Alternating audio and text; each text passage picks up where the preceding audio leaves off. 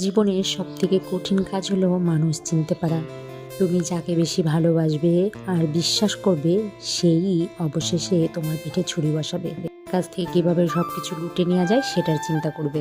Hello everyone, আমি সুবর্ণা। আমার নতুন আরেকটি গল্পতে তোমাদের সবাইকে ওয়েলকাম। আজ দিনটি ছিল বৃহস্পতিবার। সকালে উঠে আশিবাসি কাজ বাজ সেরে সকালে পুজো দিয়ে নিলাম। এই যে এই ধূপদানিটা দেখতে পাচ্ছ, এটা আমার খুব শখের একটা ধূপদানি। আমি যখন ফার্স্ট দীঘাতে গেছিলাম ঘুরতে, সেখান থেকে এই ধূপদানিটা নিয়ে এসেছিলাম। খুব পছন্দের। দাম নিয়েছিল যেন কত, 20 টাকা। আমার এই 4 বছরের অভিজ্ঞতা থেকে আমি বলছি, আমি সত্যি কথা বলতে এখন আমি মানুষ চিনতে পারি না।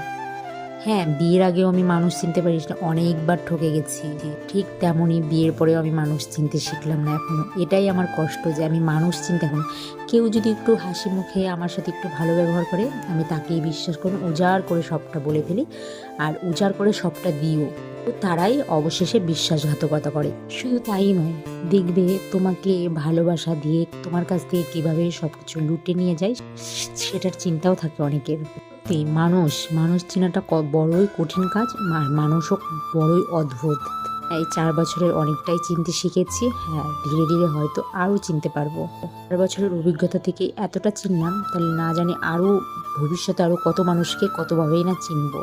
আমাদের সাথে ফালতু বক বক করতে করতে আমার সব কাজ বাজ হয়েও গেল। আর আজকের ওয়েদার ছিল বৃষ্টি, প্রচুর বৃষ্টি। তো এখন একটু সুবিধা হয়েছে। এখন আমি ছাদে জামা কাপড়গুলো মেলে দিয়ে আসলাম। আর এদিকে মামকে দিয়ে দিয়েছি আইসক্রিম, মানে আমিই খাবো খাওয়ার শেষে। তো মামও ওদিকে একটু খাচ্ছিল। তারপরে রাত্রে বসেছিলাম একটু কুরুশ কাঁসার কাজ করতে। আমি থালপোষ বানাচ্ছিলাম, সেটাই তোমাদের সাথে একটু শেয়ার করলাম। আজকের মতন আমার গল্পটি এই পর্যন্ত। অন্য কোনো আমার গল্প নিয়ে আবার দেখা হবে। তখন তোমরা সুস্থ থেকো, ভালো থেকো, সাবধান থাকো। সকলকে ভালো রেখো।